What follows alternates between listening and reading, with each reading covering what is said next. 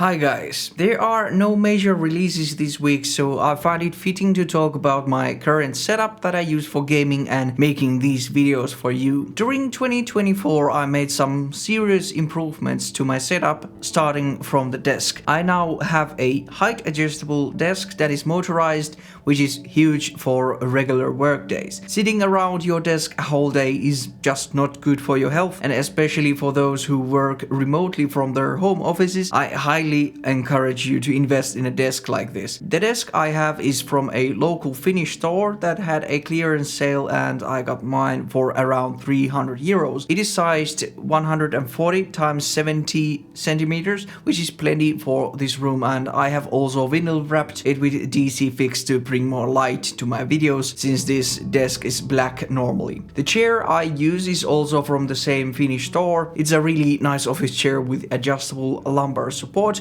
which is also a very nice feature for ergonomics. Next to the desk I have a drawer from IKEA. I believe the model is called Trotten. The stuff I keep there is a bit of a mess and I really need to sort it a bit, but it has a lot of room and it also has a locking mechanism if you have stuff you wanna keep secret. On top of it I keep my PC, which is the NCase M2 build I did. Since then I finally ascended to AM5 socket and got a Ryzen 9800X3D processor alongside with a new memory kit and a micro ITX motherboard. The CPU is a bit overkill for the GPU I have, which is the 4070 Super, but I plan on upgrading that as well when I basically have to. It is serving me well for the games I play currently, so I haven't really felt the need to splurge too much on that. I am also kinda using a single monitor setup now, and the main monitor is Acer X27U OLED monitor. It is 240Hz 1440p monitor, and honestly it is serving me really well. The only annoying part is the periodical pop-up for the pixel refresh, but that is a good measure to prolong the life of the panel. I personally don't feel the panel is too dim by any means, and currently I'm using it at 70% brightness even when the curtain is open and the rare phenomena called sunlight is happening. But the reason I said I'm kinda using a single monitor setup is this one. So one of the biggest upgrades regarding content creation for me was this Elgato Teleprompter they kindly sent out to me. As you can see, it also works as a neat little second monitor when I'm not filming anything, and I usually have a Godox benchmark sheet, my email or Discord or a music player there when I'm doing something on the computer. And yeah, I'm watching it right now. And yeah, when I film, I just put the script of the video there, and it's really easy to create an illusion that I can actually speak English. If I'm not using a script, I just start rambling and the video is a pain to edit. So the teleprompter is just a fantastic tool for someone like me who talks and thinks in Finnish normally but has to switch to English for these videos. The teleprompter is standing on a mini tripod called SmallRig VT20, which is a really sturdy desk tripod. I spent quite some time searching for a tripod like this because it needs to hold quite a bit of weight when my camera is in there, and this works wonderfully. The camera I now have is also a huge upgrade that I did for my birthday, and I swapped my Sony ZV-1 to the Panasonic Lumix GH5, and I gotta say, I just love this camera. It films 4K 60 FPS so effortlessly,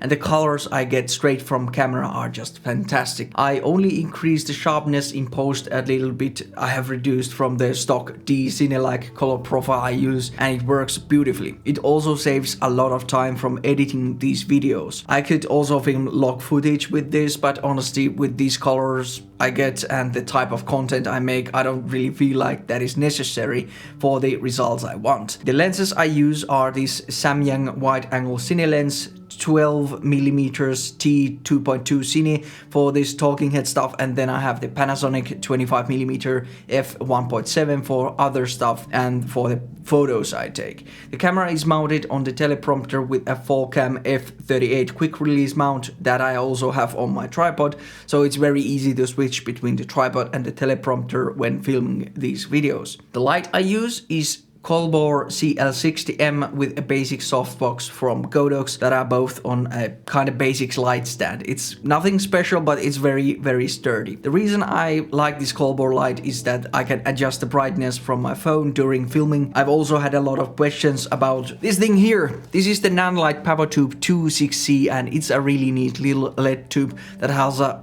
a lot of different features. I just basically use it as a hair light when filming talking head stuff, and then as an accessory light for other stuff, but you can pretty much have a disco going on with it as well. For the mic, the one I used in every video during 2024 was this trusty Rode PodMic that is now on this Elgato desk stand. It is a really solid XLR mic, but I just kind of got fed up having the mic in the way all the time, so I got myself the Sennheiser MKE600 shotgun mic instead, and that is mounted on the light stand with this SmallRig Magic Arm. This is a really nice shotgun mic, but I still need to figure out the reflections of this room a bit, since it's very sensitive to the echoes I get here. I am planning to do a bit of extra sound treatment for this room, but getting a carpet and remembering to use a thick curtain in front of the window when I'm filming seems to help a lot. The mic is hooked up to this Elgato Wave XLR that Elgato also kindly provided. It's an upgrade from the Audient EVO 4 that I used in terms of gain levels, and especially for the PodMic, the Audient just didn't seem to have enough juice, and it was always at 100%. This thing has plenty of gain instead, and you also get access to the wavelength software that is huge for mostly streamers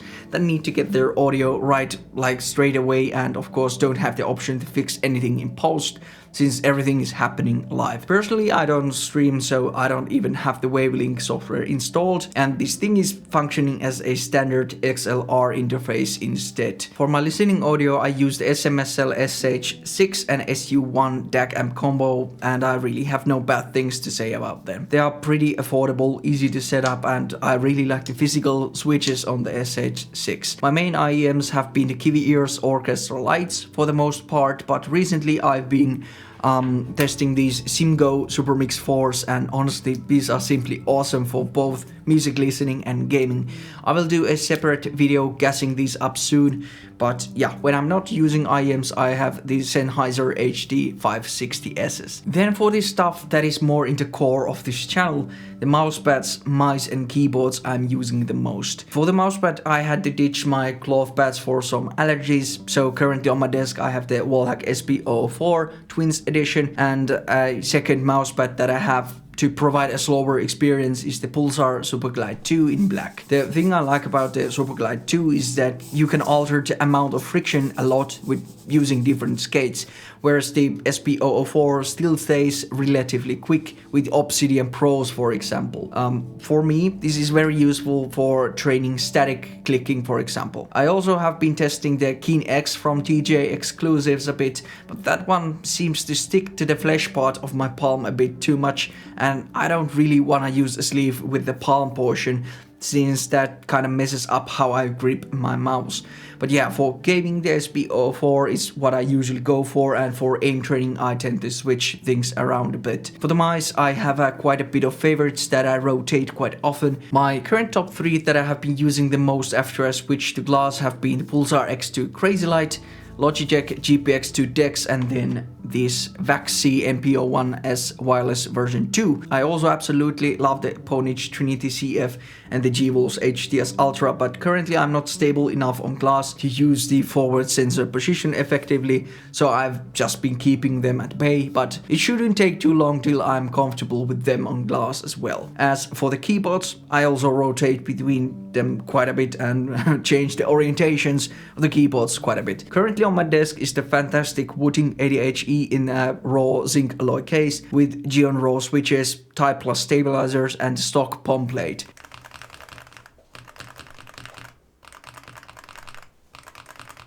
Then I have the two Venom 60HEs that I really like. This one is the more performance focused one with the Wooting Optimum case. Quite recently I just swapped from using the friction fit mount to standard tray mount, and I also switched the plate to a Forge carbon fiber one.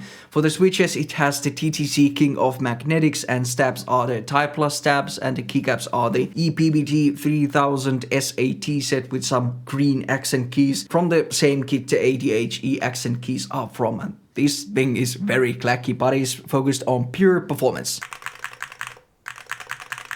Then I have the other one. This one here is then the more thocky one, and it is unchanged from the video I did on it recently. It is built with the DT60 mod kit from Desktop Tribe. The switches are Gateron Jade Pros, and it is a really enjoyable typing and gaming experience. My only gripe is that I'm pretty afraid of the sharp corners it has, so I think I built this one to the Geonworks Frog Mini Legra case when it releases quite soon, I hope. Then the last one that has had a ton of use recently is none other than the Wooting 60HE Plus in the blue Alumaze case. I also swapped the jerrorrs to this, and it feels amazing, and the stock stabs are actually very nicely tuned and looped, so I didn't really want to change those. I have been mainly using it to see if I can feel any difference between this one at 1K polling and the Venom at 8K polling. And honestly, while I think I can feel a slight difference in responsiveness, it is something I haven't noticed to make me a better gamer at all. But I'll do a separate video discussing the position Wooting 60HE has in the current holovet keyboard market quite soon. But yeah, I think that pretty much covers it all. But I also want to hear from you. What is the biggest upgrade to your setup you did in 2024 or in the beginning of 2025? Let me know in the comments. But that is about it. Thanks for watching and see you on the next one. Goodbye.